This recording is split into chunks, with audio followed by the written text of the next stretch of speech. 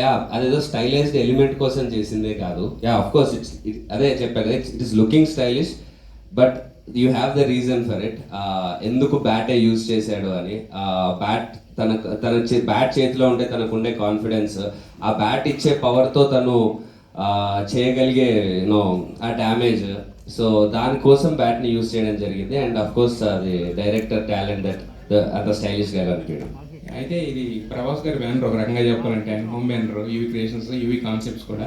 So మరి ఈ trailer అయినా ప్రభాస్ గారు చూడడం కానీ, ఈ సినిమా గురించి అయినా మాట్లాడడం కానీ, ఎగిరికెళ్ళడం కానీ జరిగింది చెప్తాను. లేదండి, అట్లాంటిది ఏం జరగలేదు. బికాజ్ ఆయన కూడా కల్కిలో బిజీ ఉన్నట్టున్నారు కదా. But ya of course UV creations అన్నప్పుడు ప్రభాస్ గారి సపోర్ట్ డెఫినెట్లీ ఉంటుంది. We always have that support from him. But పర్సనల్గా కలవడం అయితే అవ్వలేదు. అంటే మీరు ఎందాక అన్నారు కదా 10 అడుగులకి ఇది ఒక స్టెప్ స్ట్రాంగ్ వేస్తుందని చెప్పి, ఆ ఇంపాక్ట్ కూడా ఉంటుంది యాక్చువల్గా. మీ ఆ స్ట్రాంగ్నెస్ మీ మైండ్లో సెట్ అవ్వడానికి యాక్చువల్గా ఏదంటున్నారు? కాన్ఫిడెంట్గా వేస్తుంది అన్నారు కదా. అవును సార్. కాన్ఫిడెన్స్ అక్కడి నుంచి వచ్చిందే అంటారు. ప్రభాస్ గారు ఉన్నారులే మనకి అని చెప్పి ఆ ఒక్క అడుగు అక్కడి నుంచి వచ్చిందంటారా?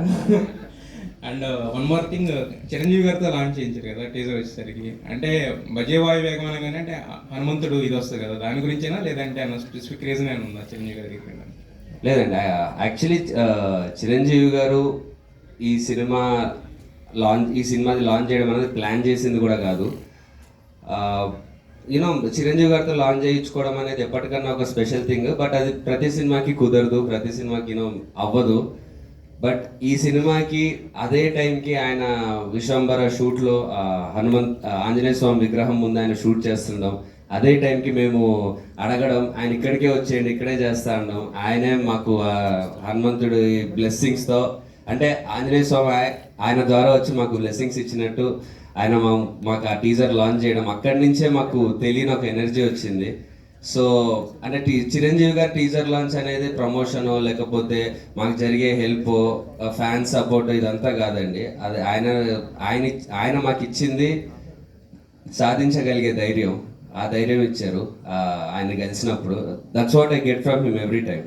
యా, అయితే యాక్చువల్గా ఇందాక మీరు ఒక మాట అన్నారు, చాలాసార్లు పడుతూ లెగిస్తూ అడుగులేసానని చెప్పి. బట్ మీరు పడినా లేచినా కూడా ఎక్కువ మంది మీరు కొత్త డైరెక్టర్స్కి అవకాశాలు ఇస్తూ వచ్చారు. కొత్త డైరెక్టర్ ఏంటంటే కథ ఎలా చెప్తారో అనే ఒక ఐడియా ఉంటుంది కదా, బట్ ఎలా తీస్తారని ఒక భయం కూడా ఉంటుంది కదా. మరి మీకు ఆ భయం ఎప్పుడు కదా, మళ్ళీ ఇంకో కొత్త డైరెక్టర్తోనే మీరు లాంచ్ చేస్తున్నారు? లేదు అంటే ఎలా తీస్తారో అనేది మనము అదే ముందే మనం మాట్లాడుకొని వాళ్ళ స్టైల్ ఏంటి, ఎలా చేద్దాం అనుకుంటున్నారు, ఇవన్నీ మనం ముందు మాట్లాడుకుంటాం జనరల్లీ.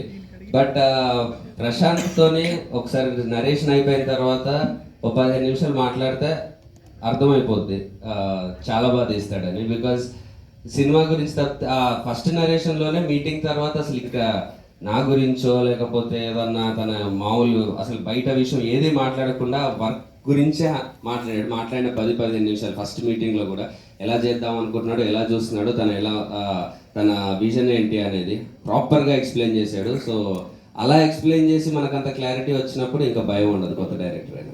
ప్రశాంత్ గారు హాయ్.